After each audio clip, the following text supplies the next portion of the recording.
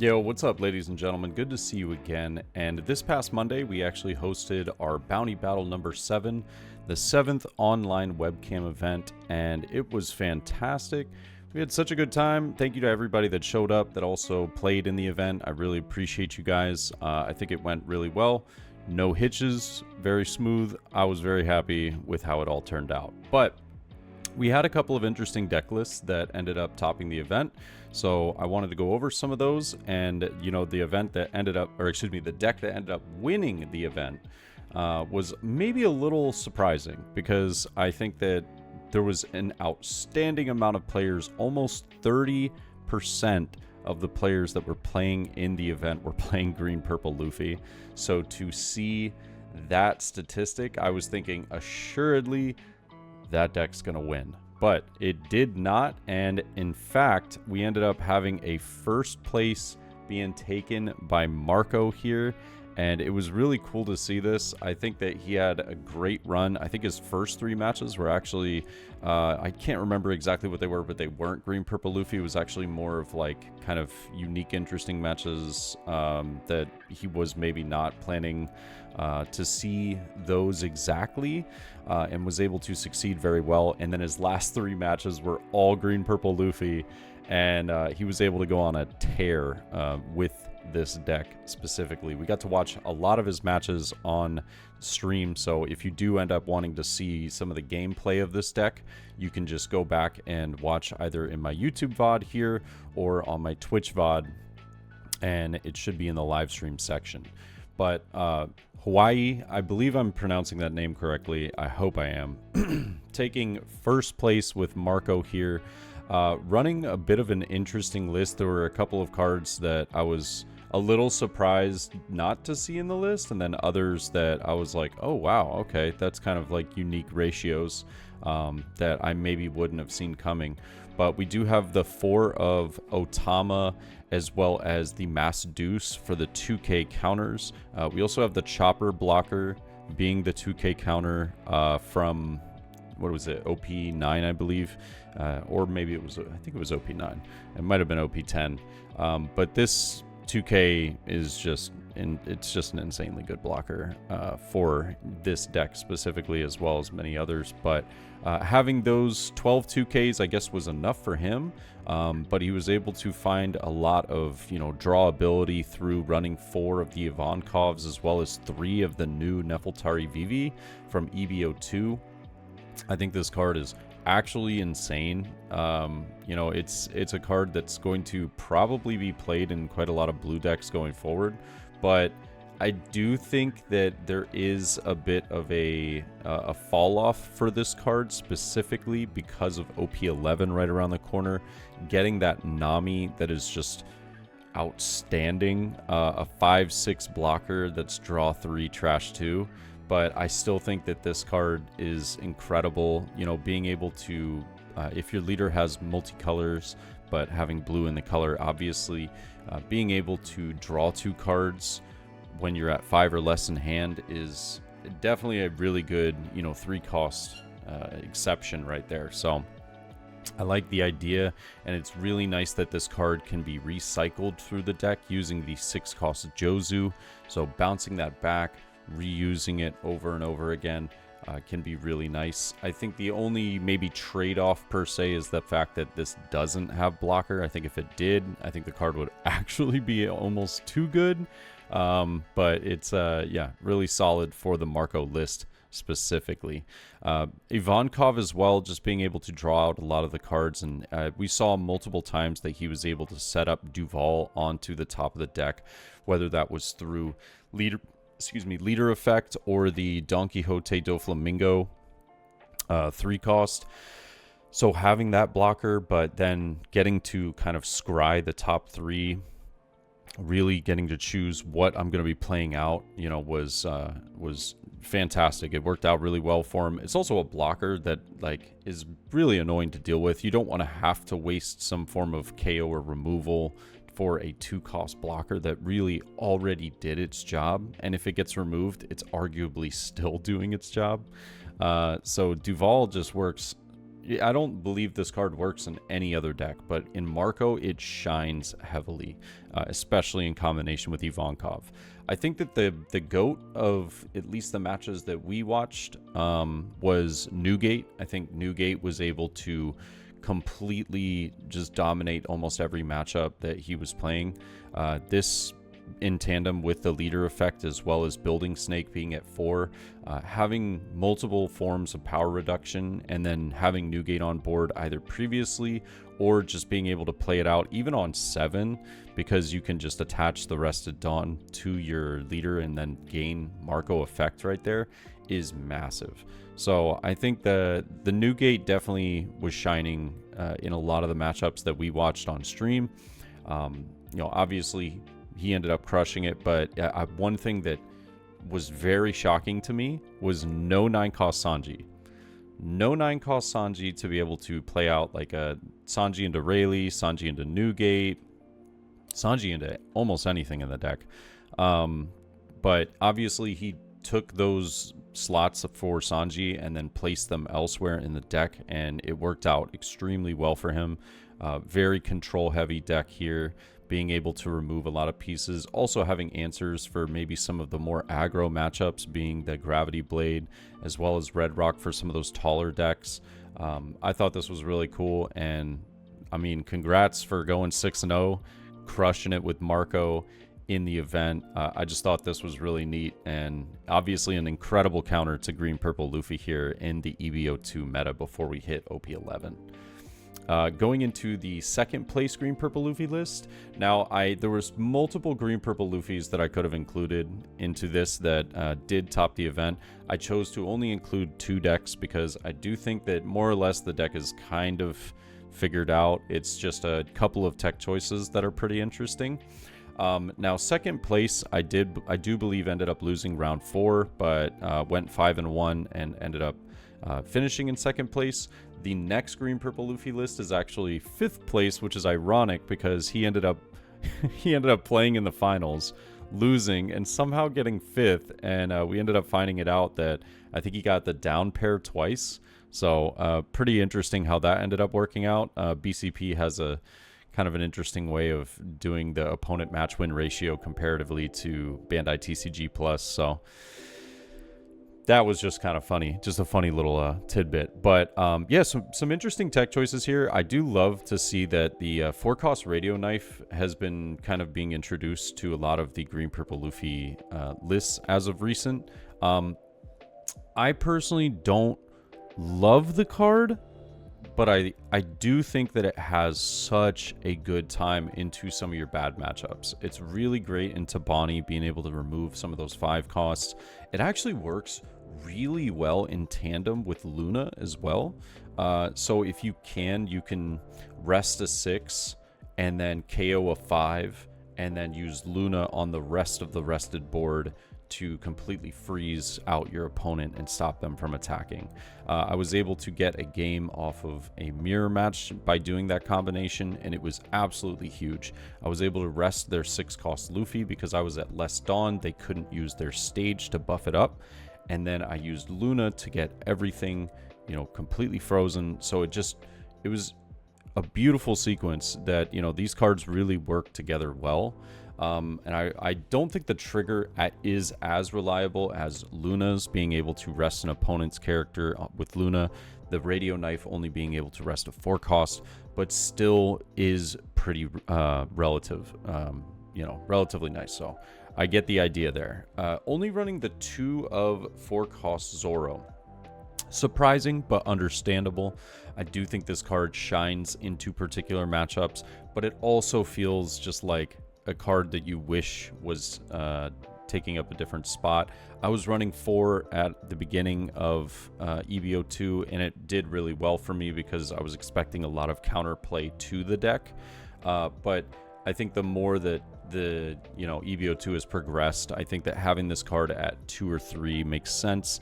I think 2 is scary to me, but that's just because I am afraid of the Lucci matchup very much. So I typically like to run 3. but I can understand, you know, he wanted to place some of the ratios in different cards. So instead, we're opting to run the 1 of Gamma Knife and the 2 of Radio Knife, still running the 3 of Luna. I've been seeing more of like a 2-2 split here now. 2-2 split, and then maybe like a 1 of Gamma, and I think the other free card there goes to a second Jet Gatling, but only running the 1 here. I thought this list was really cool. The 10k or excuse me 10 2k counters instead of, you know, some people running the 8.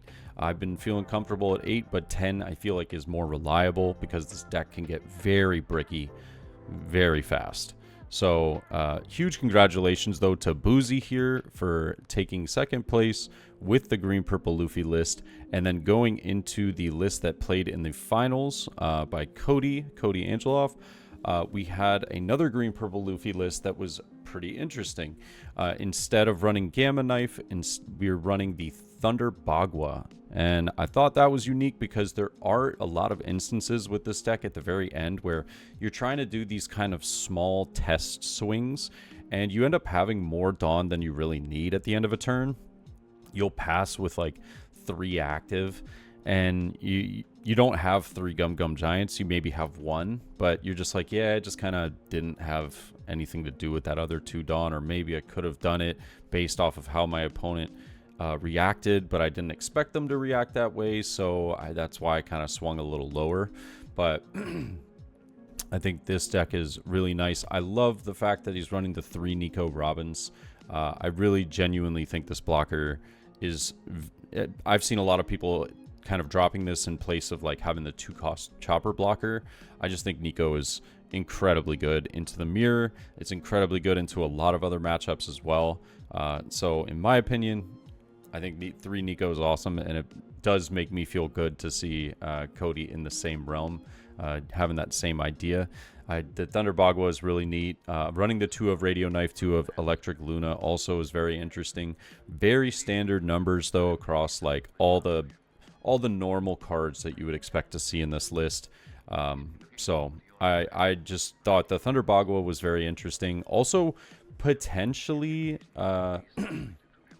potentially a really cool trigger to be able to ramp one. Obviously you get the same thing from Jet Gatling, so I have 2 of those. That's where my trade-off is, but running the Thunder Bagua can be very relevant because you like to go to 2 Dawn pretty comfortably, and in the matches that we did watch that Cody played, he was taking the first 2 life very freely, getting to that point where Thunder Bagua would then go online, and if he had it in hand, it would be a very free plus 4k counter, and you get to ramp a Dawn, which could be, you know, massive against your opponent the following turn. Because a lot of the times your opponent will think, if you have 2 Dawn active, now you're going down 2, potentially 4 Dawn, and then going back up 2 for the following turn. So that's 2 Dawn less that I probably have to worry about, potentially 4 Dawn less, right? Whereas Thunder Bagua might be, you actually have to worry about an extra Dawn, you know, to worry, to potentially swing out for game the following turn. So I like this idea a lot. I thought Thunder Bagua was very interesting, and congratulations again to Cody for taking 5th place but being in the finals and winning the finalist playmat. We had 6th place Lucci from Kobe, and this was a list that I feel like it's kind of interesting where people are taking Lucci right now. It's kind of one of 2 mindsets, and this one to me is a very anti-green purple, but it's also like, I think it has a very bad trade-off into the Teach matchup if you do unfortunately end up getting paired into that. But granted, we haven't seen a ton of people on Teach, so I can understand what we were going for here and what Kobe was trying to do. Running the 4 of Manchuri is awesome. I think this card is so underrated, and it has been for a while, but the reason why it wasn't played so much is because Gecko Moria was in the deck. Now that Gecko Moria is banned, Manchuri is our way of seeing our Rebeccas, getting back our potentially our Luccis, our Kuzans, stuff like that. But the Rebecca is most important. Being able to get this card back is how this deck survives. You know, with Lucci, you don't typically run like as many counters, 2Ks specifically, as every other deck should. So now that Rebecca recursion is how you're able to remove the board, but also play defensively. So it's a bit of offense and defense at the same time, and Mancherry gets us that back. And now going on to why I was just saying there's kind of like a two schools of thought for Lucci at the moment. There is this idea of the 10 cost Kuzan, because as soon as this hits the board, essentially any green purple matchup is, or Bonnie for that matter, is, it's won. It's free. It's over. 10 cost Kuzan hitting is just like, it's game over. Thank you for playing. Thank you for trying. It was fun. This card is absolutely nuts. But the other school of thought for this deck has been the 9-cost Kaido. 9-cost Kaido does give you the chance to be able to deal with the Teach matchup, but it's maybe a little bit of a slower play into green-purple, unless you're able to play them time and time and time again, so like one turn after another, then it can get very scary. But yeah, I like the Kuzan. Obviously, he has the 4 of Jack. He's got the Luccis. He's got the Who's, the Brooks. He's got all the necessary removal to make, once this hits the board, having pretty much a multitude of options of being able to KO boards. So very cool there. I like to see, where people are taking the Lucci lists, and I thought this was really neat as well. So congrats to Kobe right there for the finish.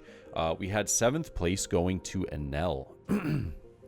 And Enel is a deck that I feel like during EB02 at least, it's kind of fallen off a little bit. It's not like the deck isn't there, because it got a new addition with 10 cost Enel, but it just feels like, the deck has too many bad matchups at the moment. But it's still obviously, I don't think Enel is going to be going anywhere anytime soon. I think it's probably the best mono yellow leader that we have in the game at the moment.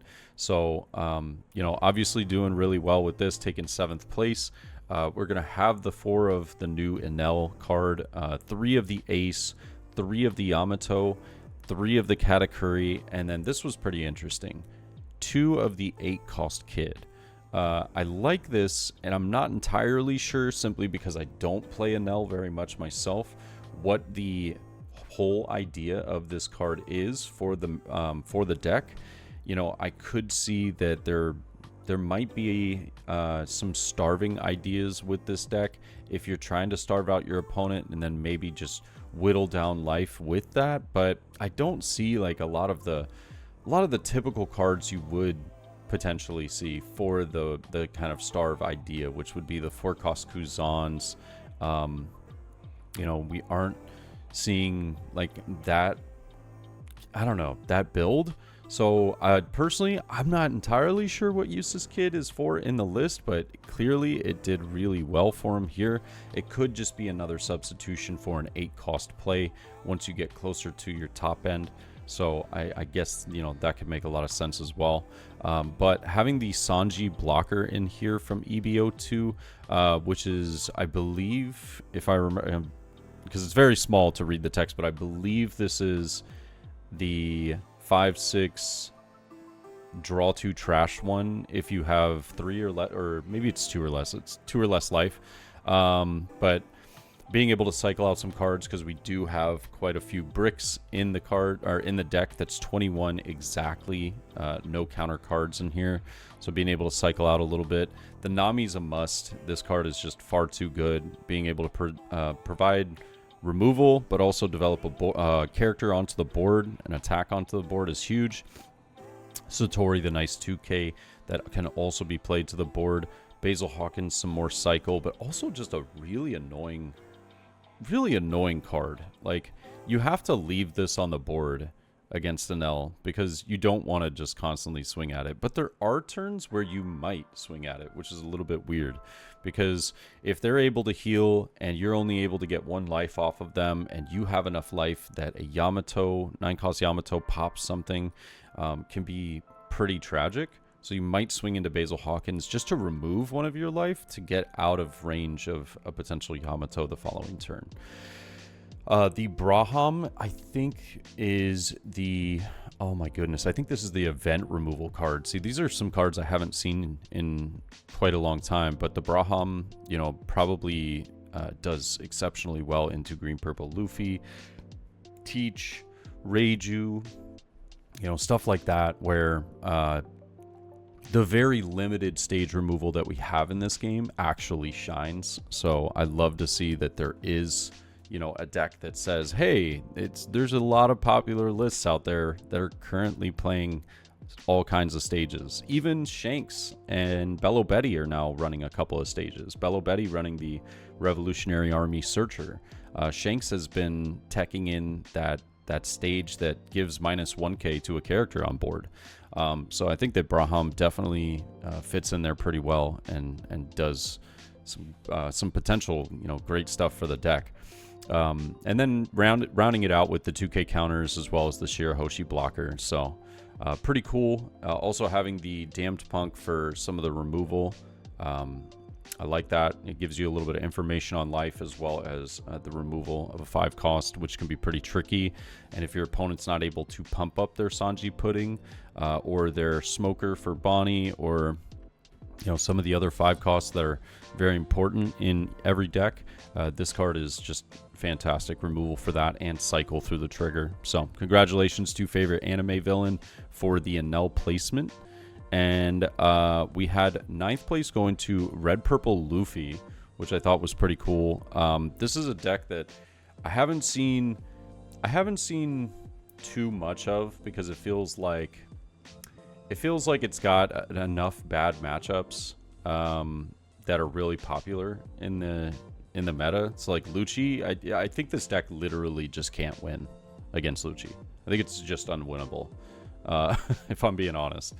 But maybe that's just my testing. I've played against Lucci, got a ton of times with this deck, and it just feels miserable every time. But very unique idea here. I think this has been kind of where red purple Luffy is going, is a couple of searchers, and the 2k Sanji I feel like is a little surprising to me to see as only a 2 of in the deck. I think that this card specifically is how you're getting games. You're playing this card out to give either your 10 cost Nika or your 9 cost. Oh, see, that's actually really interesting. I actually thought I saw 9 cost. Maybe I was looking at 6 cost. To give like something the ability to go for game, but he's actually doing a little bit of a different idea here. 3 of the Nico Robins to search out. Some of the Straw Hats. We got the Usahachi, best purple 2k counter. Can't not play it. Zorojuro and Bon Clay for the ramp. And I've also been seeing this idea of another red purple Luffy list that's dropped the ramp completely, went searcher heavy, and now is running like Nami and Law to find the Nika as well as the 9 cost Zoro, and basically just rushing down your opponent, and then eventually once you get them to 0, playing the 2 cost Sanji and going for game. So pretty sick, all things considered.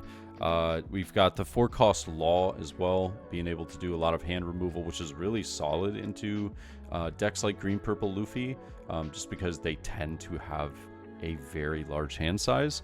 So I actually think that this might be the tech choice that just kind of wins that matchup for sure, especially if you hit some of those really important cards, like if you hit the Giants, or if you hit the, you know, only few 2k counters that are ran in the deck as well, can be huge. The 6 cost Luffy being able to close out games. It's interesting to see this card played in decks that aren't green purple Luffy. So obviously this card fits pretty well into purple black, but to see it in red purple as well is really interesting. I like that. Just a way to close out the game. Maybe even develop a distraction onto the board. You know, you could just play this down at like your 6 Dawn, 7 Dawn turn, swing 7 twice with leader and Luffy, and I mean, yeah, and just you don't even have to activate the ability. You can just say, all right, I just swung 7 twice. I felt like that was a pretty productive turn. We do have the Rush Sanji here, as well as the Beckman and the Useless Kid for our 7 costs. Our top end is going to be the Nika Luffy, as well as 3 Shanks. Having the ramp, which is the It's to Die For Big Mom Pirates type card. But this card is like situational, if I'm not mistaken, because your opponent has to have a 6K or higher. But I would say a lot of the decks make this card pretty easy to work in the list. But also have God Thread, being able to KO a 5 or less and then Set of Dawn is active. So this is a card that some people have been considering using in like purple Luffy as well as blue purple in OP11, but to see red purple Luffy trying to get some use out of it here is pretty neat. So congratulations to Fresh Nalgas. I forgot that was a funny name. Fresh Nalgas there for the 9th place finish with red purple Luffy. We also had Bello Betty, and we were just talking about this with the stage and everything earlier. Taking what was it, 10th place? Yep. Very aggressive deck, running the 3 of stage that we were mentioning, being able to find the cards that we need, you know, whether it's some of the early plays like Bello Betty, Koala, Karasu, and Inazuma, or into kind of like our engine, if you will, which is going to be like the Ivankov, the Karasu, the Lindbergh, the Ivankov, and the Koala. Those are really what are going to close out the game for us here. And Bello Betty is slowly but surely rising up in the East as well in the OP11 meta. I feel like it's a pretty interesting deck how it plays, you know, so aggressively into, you know, blue purple, green purple, even purple Luffy.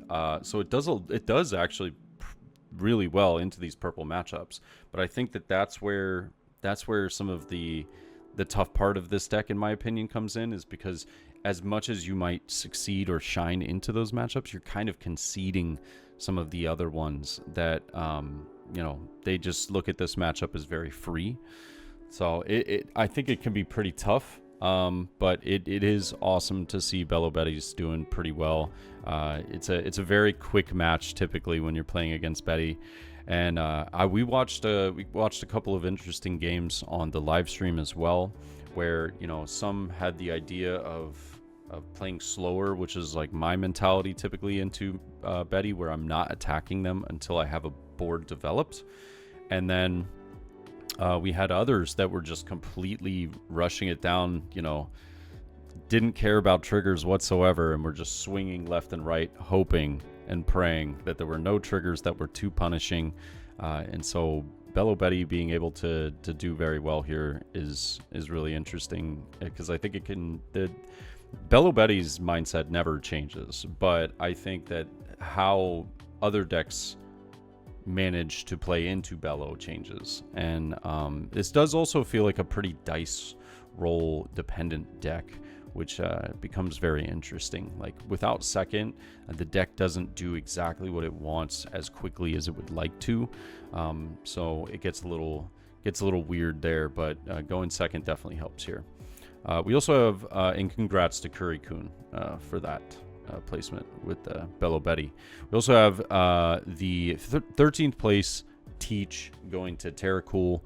I just wanted to include a Teach in here because this was the top placing one, but we didn't see a lot of Teach for this event. I actually think there was only 2 registered for the whole event, which is surprising but not surprising. It's not surprising because I know a lot of people are weary of playing the deck at the moment because green purple Luffy is, you know, pretty favored into the matchup, but I do think that Teach has multiple ways to win.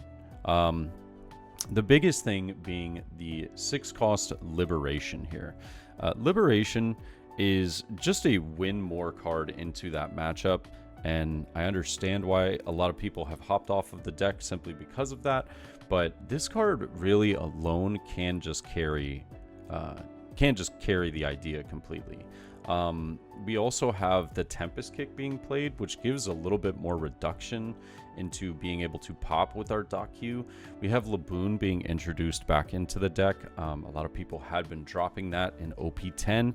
Now the EB02 is coming back. I started to see it more as like a 2 of being played in the deck, but obviously Terracool deciding to run 4 of here, putting more priority on the removal. And oh, you know what? Wow, that was something I didn't even realize. Oh, wow. Just looking at this. So only 2 of the black hole, but not running the 4 of finger pistol. Is really interesting. I didn't even notice that my first time going over the deck. I think I just assumed it was there.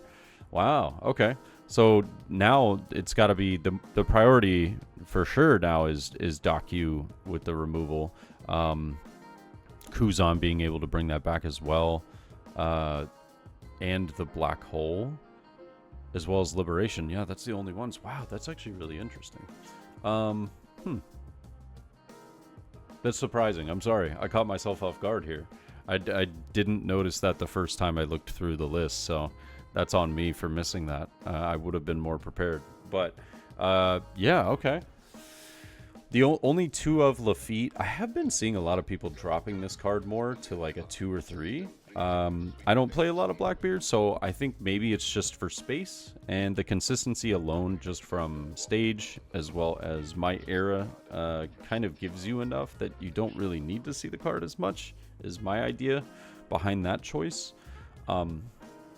Having Vasco shot in here is makes a lot of sense. I do personally think that Vasco shot is not the perfect choice for the green-purple Luffy matchup, though.